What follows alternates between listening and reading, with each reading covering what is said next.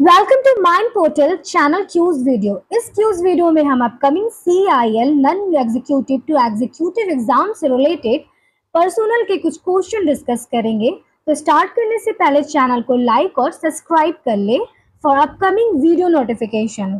साथ ही आपको बता दें, mind portal app and website पे CIL non executive to executive exam के लिए टेस्ट सीरीज और ऑनलाइन क्लासेस अवेलेबल है। आप इजीली परचेज कर सकते हैं। When did the Industrial Employment Act 1946 come into force? A. 1st April 1936, B. 1st March 1937, C. 1st May 1935, D. 23rd April 1946. Answer is D. 23rd April 1946. ये act specially इसलिए बनाया गया था ताकि इंडस्ट्रियल वर्कर के लिए clear rule and service condition define किया जा सके, जैसे working hours, leave rules, misconduct और termination. Identify the major actor of industrial relations from the following: A. Employers, B. Unions, C. Government, D. All of the above. Answer is D. All of the above. Industrial relation का मतलब होता है workers और management के बीच का relation, और उसको regulate करने वाली अथॉरिटीज होती हैं। एम्प्लॉयर्स अपनी तरफ से रूल्स, वेजेस और पॉलिसीज बनाते हैं, और यूनियन वर्कर्स के राइट प्रोटेक्ट करते हैं और उनकी डिमांड को राइज करते हैं।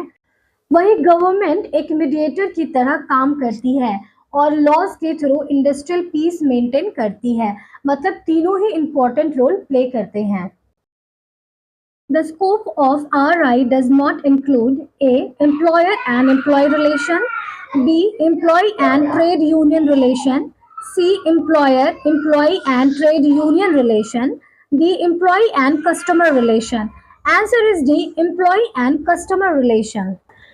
IR यानी इंडस्ट्रियल रिलेशन का मेन फोकस होता है एम्प्लॉयर और एम्प्लॉय के बीच का रिलेशन, एम्प्लॉयज और ट्रेड यूनियन का रोल, और कभी कभी गवर्नमेंट के इंटरफेरेंस। लेकिन इंडस्ट्रियल रिलेशन का स्कोप कस्टमर के साथ रिलेशन कवर नहीं करता, क्योंकि वो एक एक्सटर्नल फैक्टर है, IR का पार्ट नहीं। Temporary closing down the undertaking with the intention of forcing workers to accept the demand of the employer is called A. Lockout, B. Layoff, C. Strike, D. Retrenchment. Answer is A. Lockout. अगर employer अपनी factory या unit को temporary close करता है worker पर pressure बनाने के लिए ताकि वो एम्प्लॉयर की कंडीशन मान ले, इसे लॉकआउट कहा जाता है। स्ट्राइक होती है जब वर्कर्स काम बंद कर देते हैं अपनी डिमांड मनवाने के लिए।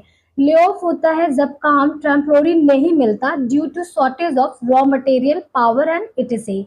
वही रिट्रेंचमेंट का मतलब होता है permanent reduction of staff.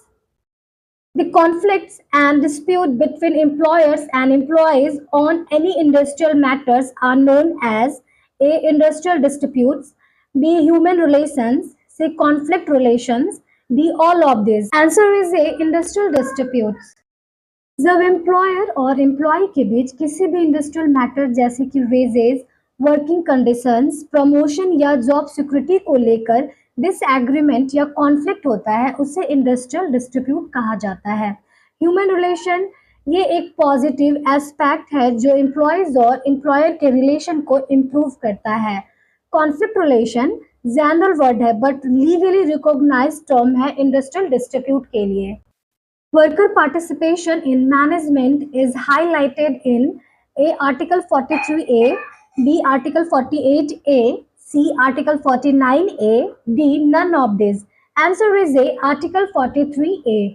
Worker participation in management का मतलब है employees को decision making process में involve करना, जैसे planning, production, safety और welfare decision में। Article 43A of the Indian Constitution जो 42 अमेंडमेंट एक्ट 1976 के थ्रू ऐड किया गया था, स्पेसिफिकली कहता है कि state shall take step to secure the participation of workers in the management of industries. वही आर्टिकल 48A एनवायरनमेंट से रिलेटेड है और आर्टिकल 49A एग्जिस्ट नहीं करता। The first organised trade union in India named as was formed in the year 1988। A. Delhi Labour Union, B. Bombay Labour Union, C. Madras Labour Union. D. None of these. Answer is C. Madras Labour Union. India में trade union movement की शुरुआत 20वीं century के early phase में हुई थी, जब industrial workers अपने rights के लिए संघर्ष कर रहे थे। 1918 में बीपी वाडिया ने मद्रास, जो कि अब चेन्नई में है, मद्रास लेबर यूनियन की स्थापना की थी। ये इंडिया का फर्स्ट ऑर्गेनाइज्ड ट्रेड यूनियन माना जाता है। इसके बाद 1920 में all India trade union Congress भी बनाई थी, जो एक नेशनल लेवल बॉडी थी। Which of the following is an objective of IR? A. To safeguard mutual trust. B. To raise productivity. C. To avoid industrial strike. D. None of these. Answer is D. None of these. Industrial relation का main objective होता है एक healthy relationship create करना between employers and employ के। ये objectives cover करता है mutual trust और कॉर्पोरेशन बनाए रखना, प्रोडक्टिविटी बढ़ाना, इंडस्ट्रियल स्ट्राइक, लॉकआउट्स और डिस्ट्रीब्यूट को अवॉइड करना। इसलिए तीनों ही ऑब्जेक्टिव आईआर के अंदर आते हैं। Collective bargaining was considered as apex of IR system, is concerned with a Gandhian approach, B. Systems approach, C. Oxford approach, D. All of these. Answer is D. All of these. Collective bargaining, जो कि एक negotiation process है between employers और employees के, उसे industrial relation का apex माना गया है। ये तीन अलग अलग अप्रोचेस हैं। पहला गांधीन अप्रोच, जो म्यूचुअल ट्रस्ट और सत्याग्रह पे फोकस करता है।